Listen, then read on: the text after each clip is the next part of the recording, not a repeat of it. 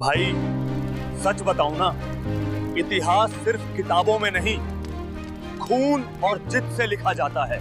आज जो कहानी मैं तुम्हें सुनाने वाला हूँ वो किसी किताब का हिस्सा नहीं, वो एक जुनून है, एक ऐसी जिद जिसने पूरी मुगल सल्तनत की नींद छीन ली थी।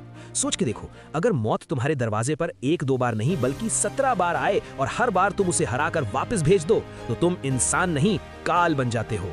और ये कहानी है उसी काल की, मेवाड़ के शेर महाराणा अमर सिंह वन की।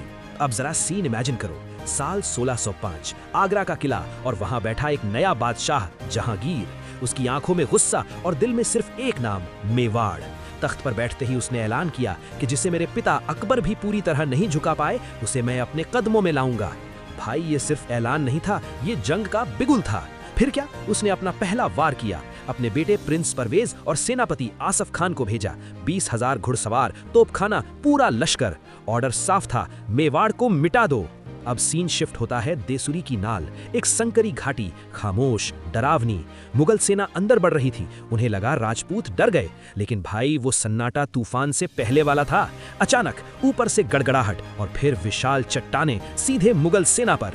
घोड़े बेकाबू, हाथी पागल और उसी के साथ हजारों तीर हवा को चीरते हुए। और पहाड़ियों के पीछे से निकले अमर सिंह के योद्धा। भाई वो युद्ध नहीं था, वो कत्लेआम था। मुगल सैनिकों को तलवार निकालने की जगह तक नहीं मिल रही थी और दूसरी तरफ अमर सिंह, उनकी तलवार बिजली की तरह गिर रही थी। जहां वार करते वहां लाशों का ढेर। आसफ खान खुद हैरान था, 20,000 की सेना और सामने मुट्ठी भर राजपूत। और अंत क्या हुआ? शहजादा प्रिंस परवेज अपना तंबू, हथियार सब छोड़कर नंगे पांव भाग गया। भाई जहांगीर के चेहरे पर पहला थप्पड़ था। लेकिन कहानी यहीं खत्म नहीं होती, ये तो बस शुरुआत थी। और अगर तुम ऐसी असली इतिहास की कहानियां सुनना चाहते हो ना, तो अभी चैनल को सब्सक्राइब कर लो, क्योंकि आगे जो होने वाला है वो और भी खतरनाक है। अब साल 1608, जहांगीर ने भेजा महाबत खान। ये आदमी चालाक था, उसे पता था कि सीधी लड़ाई में जीतना नामुमकिन है, तो उसने चाल चली, मेवाड़ की सप्लाई काटने लगा, चौकियां बना दी। लेकिन अमर सिंह ने जवाब दिया छापामार युद्ध से। रात का सीन सोचो, अंधेरा, जंगल, सन्नाटा। मुगल सैनिक सो रहे हैं, तभी घोड़ों की टाप, मशालें बुझ जाती हैं और अंधेरे में सिर्फ तलवारों की चमक। अमर सिंह की टुकड़ी आंधी बनकर आती है, तंबुओं में आग और सोए हुए सैनिक मौत के मुंह में। कोई संभल भी नहीं पाता और फिर जैसे आए थे वैसे ही गायब। सुबह बस राख और लाशें। महाबत खान कुछ नहीं कर पाया। अब जहांगीर का गुस्सा पागलपन बन चुका था। 1611, उसने भेजा अपना सबसे क्रूर सेनापति अब्दुल्ला खान। इस बार उसने सीधा वार किया प्रजा पर, गांव जलाए, मंदिर तोड़े। ये अमर सिंह को उकसाने की चाल थी और शेर गुस्से में आ गया। अब फैसला हुआ, आमने सामने की जंग। राणापुर का मैदान, तलवारें गरज रही थी, धरती कांप रही थी और बीच में अमर सिंह, दोनों हाथों में तलवार।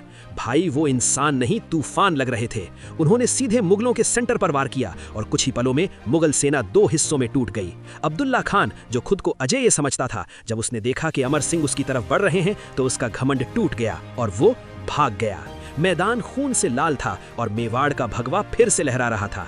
लेकिन भाई ये जीत आसान नहीं थी। एक नहीं, 2 नहीं, पूरा 17 बार। हर साल नई सेना, नया हमला और हर बार मुगलों की हार। लेकिन हर जीत के साथ मेवाड़ कमजोर हो रहा था। खेत सूख गए, खजाने खाली और योद्धा एक एक करके शहीद। अमर सिंह का शरीर घावों से भर चुका था, लेकिन हौसला आज भी पहाड़ जैसा। मुगल इतिहासकार तक लिखते हैं कि मेवाड़ के लोग लोहे के बने थे। 15 साल, 17 युद्ध। जहांगीर के पास सब कुछ था, फिर भी वो उस एक राजा को नहीं हरा पाया।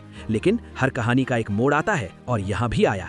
अब जहांगीर समझ चुका था कि ये काम किसी सेनापति के बस का नहीं, इसलिए उसने फैसला किया अब वो खुद आएगा। और भाई जो आने वाला है ना, वो पहले से कहीं ज्यादा खतरनाक है। अगले भाग में जब मैदान में उतरेगा शाहजहां, और तब इतिहास का सबसे बड़ा बलिदान लिखा जाएगा।